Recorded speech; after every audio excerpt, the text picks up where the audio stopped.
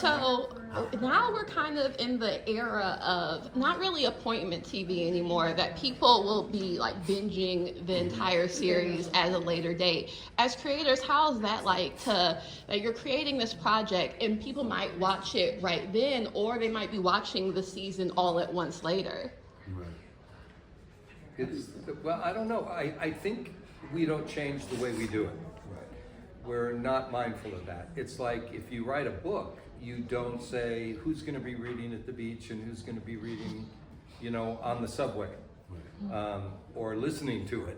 It's a brave new world in those ways, and I think that the part of the reason there's a strike for the writers, and may or may not be, I'm hoping not with the directors and subsequently with SAG, is because it has to be reinvented how people are compensated for this new way of telling these stories. They're not 24 episodes like we did on Lost that keep you employed for most of the year. And there are less writers to write 10 episodes or 8 episodes. So I think that we just, as storytellers, you still keep trying to tell episodically, serialized, the best, most compelling story and the truth of the story you're telling. And the way people digest it is, you don't want people, look, I remember I'm going to let this man carry on. But I remember the first TV show I ever directed, and I was sitting with friends. We were watching it, and we had pizza and salad, and I'm looking around the room, and I did this crane shot I was very proud of, a big shot, and they're stabbing the tomato in the salad and doing this, and eating or grabbing a piece of pizza. And I said, watch the show. And they said, we are watching the show. Yeah. But the lights, it's TV. And it's like you also watch the dog run in the room and then you go back. So the way people watch it, we really can't control. It's not in the dark with 300 people watching a movie. And that, you just have to give that up, but people clearly watch. Yes. Yeah. And all that being said, it's really interesting, and you're right. We don't change. We just tell the story. Yeah. But it is interesting in this time watching how people consume. Yeah. How that's changing, because I've always been a giant fan of appointment TV. I like to watch a show and then all week we talk about it, and, keep it percolating and stuff like that. But I'm also I'm watching how it's really changing. Even my own appetite for it. I'm a little more hey, come on, let's finish with the story. And so while we just tell the story, it is interesting being this time watching, how that wanes and moves around the way people consume it.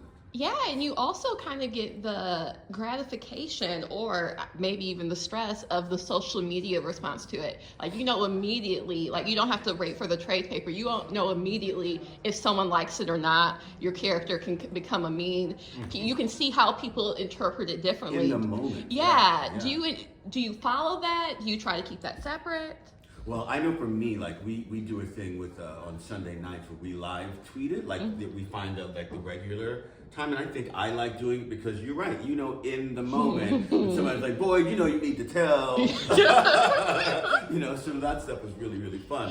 And so while I don't follow it like I used to follow reviews, I don't know, did you read reviews, Jack? Yeah, someone once said to me early on, if you believe the good ones, you have to or at least read. Right. Because I always used to think, well, the smart people like the show.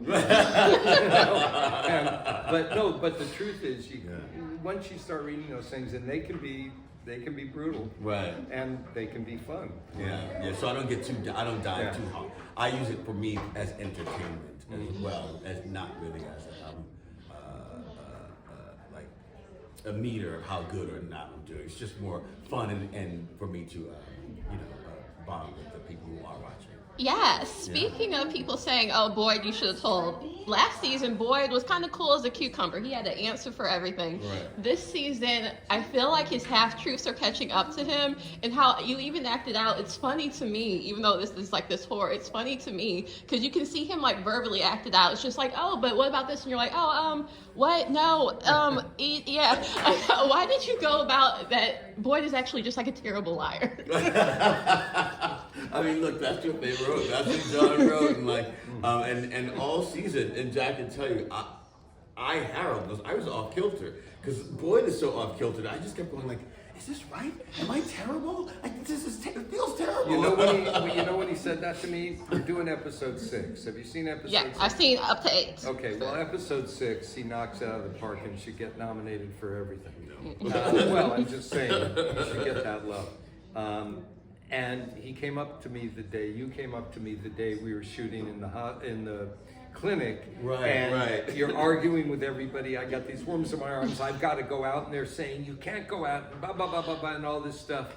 And you came up to me afterwards, after we did very few takes, but a few, and he said, I think I was overacting, and I went, what? And he said, no, I said, you are at the end of your damn rope. Right. And I said, you did not overdo it, and I think you would agree. Once I saw it, Yeah. Literally, I still didn't believe him the whole time. I was like, oh, okay. Because it felt so bad. You literally have worms in your body. You're not going to just be like, oh, hey, guys. Yeah, no, exactly. 100%. Do you think that Boyd is more sympathetic to Sarah because of what happened with Abby, how he's kind of on the outs with Ellis? Do you think he's a bit more sympathetic to that? Or do you think going into the woods and kind of just seeing all the mystical of this is just like, we really actually need her? I think it's a combination of all those things. I think going out into the woods, he really was not feeling Sarah at all. He was seconds away from just like getting rid of her.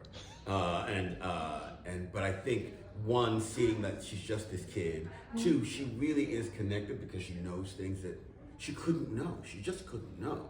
And that far away tree thing, that's just, how do you wrap your mind around it? So it's a great way to start season 2, the way we started, because at that point, if somebody pushed you into a tree and you were in a well and a dude, like you'd just be off your game. So Yeah, but there would be that's why he's that's why he's suddenly he knows that Sarah's connected. Something is happening and he can't get the answers.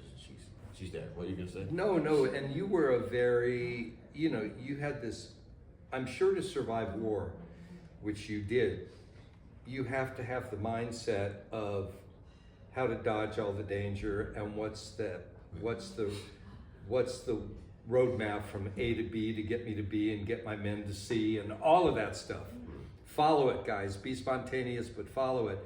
And you came into the town with that mindset, and that is very rational and on a certain level. How to survive an irrational, insane world and save people in it.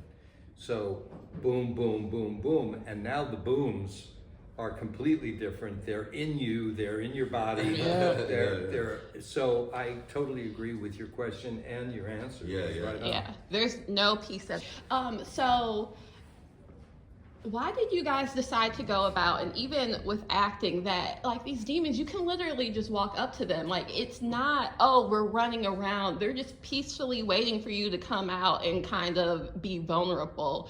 Why did you go with that approach? And even as an actor, how's it to do horror and show being scared, but it's not like you literally are reacting to something that looks very scary. It's just centrally very scary.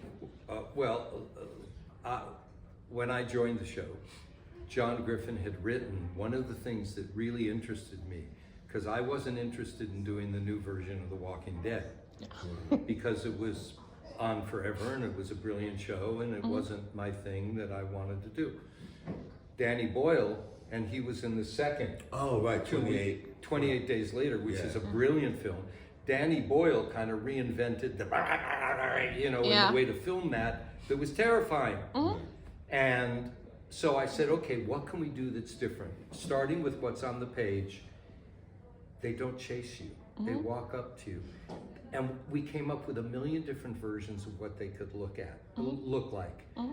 So you're very right about that. And one of the things that I found that was a key was, in the story, the last generation of people who survived in that town were kind of in the 70s in terms of chronology. So I went back to my childhood and thought about sort of who they would want to look like as humans. Pick iconic people, the nice milkman, a nurse, this, but then and the grandmother in episode in the pilot, but when you let them in, they instantaneously turn into that horrifying visage they really are, and they'll rip your skin to shreds. So, and then, you know, it's up to these guys to play it. Yeah. So you did the live reading for Cheers Oh, yesterday. right. Who would you love to cast as part of the live reading for From that will eventually happen for its 10-year anniversary? I'm just putting it out there. Interesting question. That's an interesting question. You know, there's so many really great actors out there and actresses out there right now. Like, you know, I'd say LaKeith should play Boyd. Wouldn't he be cool? Yes, I was going to say Aurora because I was going to say Aurora. But... Oops, I should have said Aurora. Sorry, man. Yes. Aurora Perrineau would be great. LaKeith would be She could play any amazing. role. In any role. Yeah, I'm down for him for season 3. That's amazing. Yeah. Awesome. Well, thank you so much for taking the time to talk to. This was incredible. Thank you so much. Very good. Yes, and I would love to talk to you about future projects. See you guys soon. See you.